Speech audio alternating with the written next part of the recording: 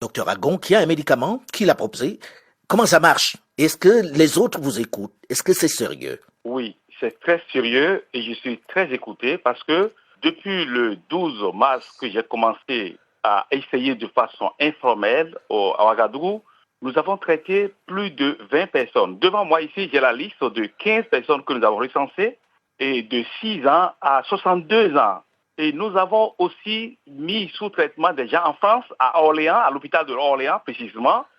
Et nous avons aussi des gens en Amérique qui sont sous traitement. Et nous avons aussi des gens en Italie, un groupe en Italie qui est sous traitement pour pouvoir rendre compte aux autorités.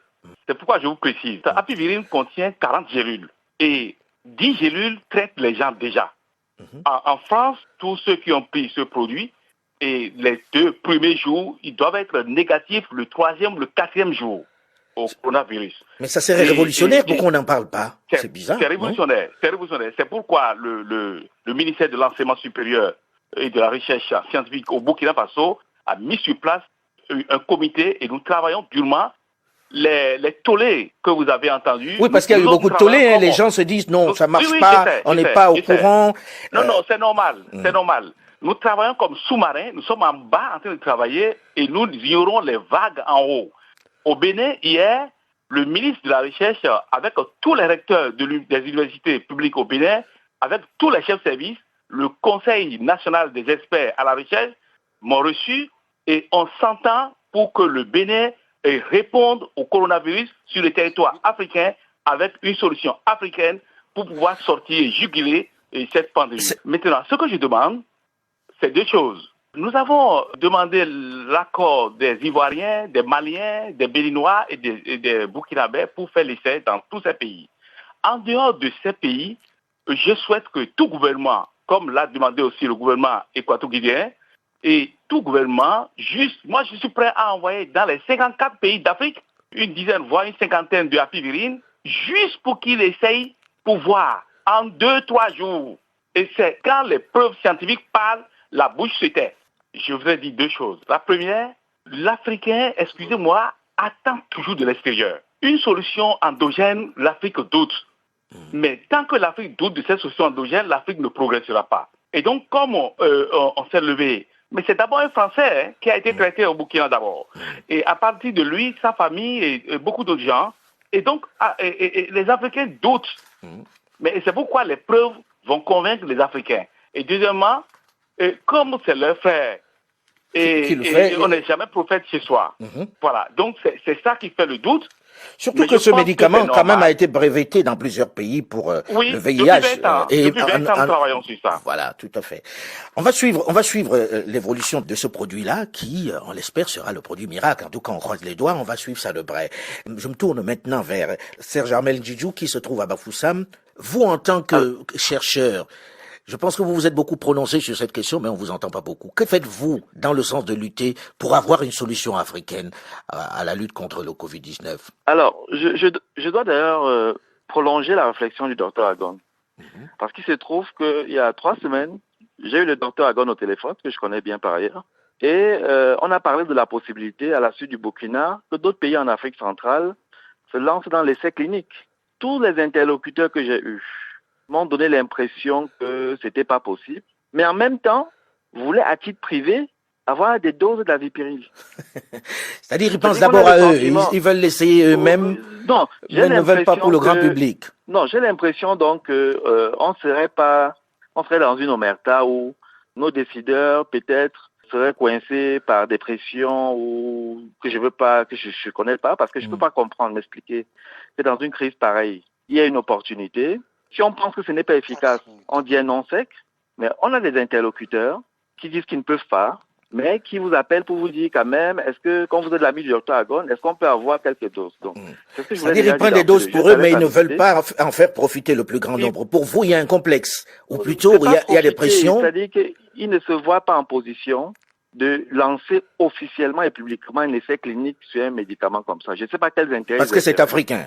Je sais pas, mais visiblement ils ont des contraintes liées à leur fonctionnement avec des organisations ou des grands groupes de pression pharmaceutique, j'imagine, qui font que ça ferait peut-être pas très bien d'imposer ou d'essayer de mettre en lumière des essais cliniques sur un médicament sur lequel finalement personne n'a le contrôle des intérêts pour ceux qui sont vraiment des décideurs. Ce qui est dommage. Donc, ce qui est dommage. On va dommage. suivre l'évolution de ce médicament-là. Bertrand Sanjon. Je voudrais revenir un peu à Pivirine. Je pense qu'il faut rapidement aller à l'essentiel. Si ce produit, comme le dit le docteur Agon, semble apporter des solutions, il faudrait qu'on boycotte, qu'on essaie de passer des étapes, aller directement à la clinique. Pourquoi pas? Si on ne fait rien, il y a des morts. Mais essayons à Pivirine. Moi, je vous dis que nous avons mis au point. Oui, on peut essayer, pourquoi pas. Et en tout moment, il se pose un problème administratif. Les Africains ont très souvent, vis-à-vis des plantes, un complexe. Il faut le dire, que ce soit les médecins ou les pharmaciens.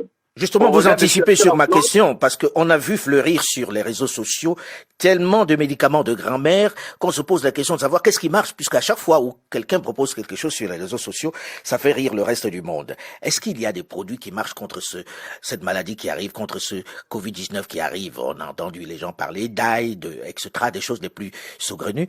Mais y a-t-il des médicaments africains de grand-mère qui freinent la progression de ce mal aujourd'hui, Bertrand Sanjon? Monsieur Foucault, je vous rappelle que 70 à 80% des Africains, ce sont pas les plantes. Ce que nous voyons dans les pharmacies, c'est 30%.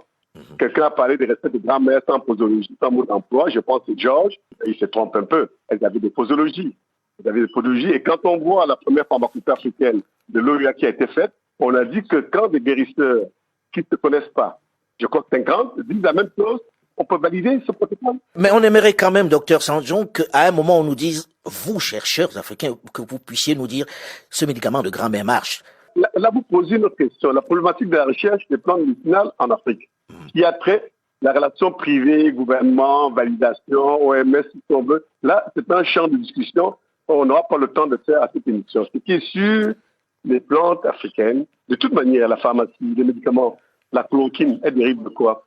L'aspirine dérive de quoi? Le premier médecin qui était Hippocrate, mais il se soignait, on soignait avec la sauce qui est devenue l'aspirine, que le groupe Bayer a mis en aspirine plus tard. Les Égyptiens, au temps des pharaons, on les a protégés, les morts étaient embaumés par des plantes aromatiques, les burséraciers, les bossulières. Oui, mais on vous fait le reproche, je me fais l'avocat du diable, hein, on vous fait le reproche de dire, voilà, tout ça, ça existe, vous l'avez à portée de main, on a Covid-19 et on vous entend pas. Que proposez-vous de votre côté? Pourquoi est-ce qu'on est obligé d'attendre que les autres le fassent pour que nous l'adoptions? C'est une urgence médicale, et il y a certains produits comme la pivirine qui peuvent aller, on propose aussi une urgence de protocole. Alors, les plantes antivirales, il y en a. Il y a dans tous les pays africains, il y a des travaux qui sont là, il y en a. Mais maintenant, est-ce qu'il y a des gens qui ont mis dans une forme galénique comme la pivirine? Très peu. Les gens très peu. Alors, je vais reposer ma question cette fois-ci au docteur Agon. Comment expliquer que la maladie, elle est là, hein, en Afrique, on va pas nier qu'elle ne soit pas là, elle tue beaucoup de monde et il faut faire très attention, mais comment expliquer qu'il n'y ait pas les mêmes proportions de victimes qu'au Nord ou en Asie? Mais comme l'a dit le doyen, chaque virus se comporte d'une manière ou d'une autre. Mais ce qui m'intéresse, M. Foucault, Alain Foucault, c'est la réponse que je possède avec mon équipe au Bénin. Et c'est pourquoi je voudrais lancer un défi à tous les présidents en Afrique. Je suis disponible à envoyer à partir de demain diapivirine à tous les États. Juste pour observer pendant une semaine l'effet de diapivirine sur 10 malades. On espère qu'ils vont le faire parce qu'on sait qu'ils nous écoutent. Oui, on va voir les résultats la semaine prochaine. Juste une semaine. Ça ne coûte rien d'essayer. Et je vais donner 10 par État. J'ai le soutien de mon pays, de mon ministère de la Recherche. Oui. Donc, je veux ça. Bien. Quand les preuves parlent, la bouche se tait. Je dis, c'est criminel et déloyal pour moi de ne pas réagir, de ne pas apporter la solution et qu'il y a une évidence médicale depuis 20 ans. Donc, je voudrais que nous, Africains, que nous réfléchissions comme moi. Et Cheikh Anta Diop, la recherche n'est pas blanche. Elle n'est pas japonaise. Elle n'est pas chinoise, elle est humaine. Et nous pouvons résoudre notre problème par nous-mêmes et pour nous-mêmes. Et c'est pourquoi, à Pivirine, je voudrais donner 10 par État africain. Et une semaine après, on conclut.